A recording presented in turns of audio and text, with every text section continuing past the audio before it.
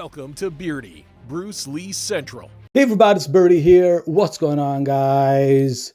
Okay, so Joe Louis is just sitting there watching the Bruce Lee exhibition.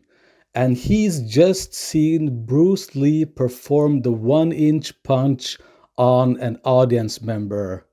And you know what? He's not impressed.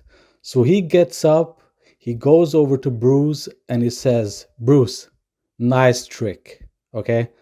But I bet you that won't work on me. I bet you that won't work on me." And Bruce says, "Stand right there, my friend." And this is what happened.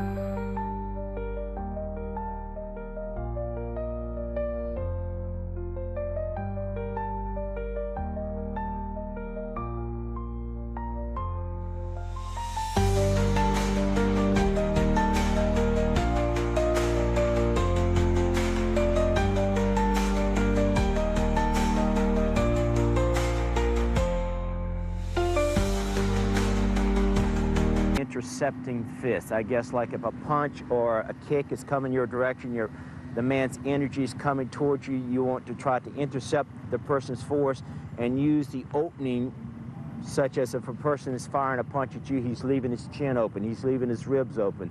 If he's firing a kick, he's leaving his midsection open, he's leaving his groin open. He's immobile, he can't move if he's standing on one foot executing the kick. And then you can take advantage of the person's weak points at that particular time. To me, Bruce Lee studied a lot of Krishnamurti's philosophy. And to me, Jeet Kune Do philosophically was Krishnamurti's philosophy. It was a combination of the Taekwondo kicks, boxing, footwork, some Latin dancing type footwork. He used a lot of the Wing Chun punching techniques. So Bruce Lee, in my personal opinion, Jeet Kune Do was a combination of all the best aspects from a philosophical point of view to an athletic point of view to a martial arts point of view. Considered him by far the greatest. And for those who don't consider him the greatest, at least he would be the top candidate for being he who would actually be. He could hit as hard as a heavyweight. He had real fast twitch muscle fibers, something he's born with. He trained hard. He worked on a lot of his stabilizers of muscles, and especially his speed. I always thought he was like the fastest guy who ever stood in front of me. He had incredible, what I call kind of a Zen level of consciousness. In psychology, we call it the implicit level of consciousness. You didn't know when he was going to squeeze that trigger. And he always knew when you weren't ready. He had blinding speed, especially with his hands. And I know that's because he stood in front of me and he popped me a few times. So I've always told people, I know how hard Bruce Lee could hit. I know how fast he was because he nailed me. And I've always told people, I know what real Jeet Kune Do was because I got popped with it a few times.